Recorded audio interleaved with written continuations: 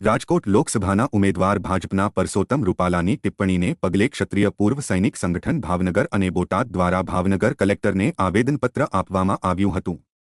આવેદનપત્રમાં જણાવવામાં આવ્યું હતું કે ગુજરાતમાં 30,000 જેટલા ક્ષત્રિય સમાજના પરિવારો છે અને પોતાના દેશ અને ભૂમિ માટે ક્ષત્રિયો બલિદાન આપતા આવ્યા છે, પરંતુ બેન દીકરીઓને લઈને થયેલી ટિપ્પણીને પગલે આ દરેક પરિવાર અપેક્ષા રાખી રહ્યો છે કે ભાજપ દ્વારા જો રૂપાલાની ટિકિટ રદ કરવામાં આવશે તો આ પરિવારો ભાજપના હિતમાં રહેશે।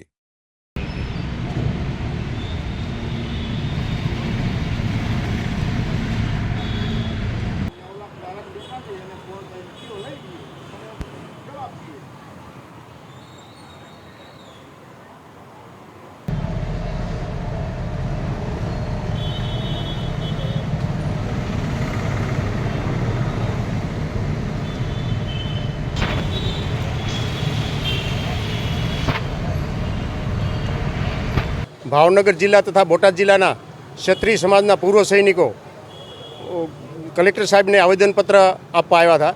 આવેદનપત્ર આપવાનું કારણ જે રૂપાલા સાહેબ ભાજપના વરિષ્ઠ નેતા અને રાજપૂત સમાજના બહેનો દીકરીઓમાં પ્રત્યે જે એણે ટિપ્પણી વિવાદાસ્પદ ટિપ્પણી કરી છે તેની વિરુદ્ધમાં આવેદનપત્ર આપવા કલેક્ટર સાહેબની ઓફિસે આવ્યા છે।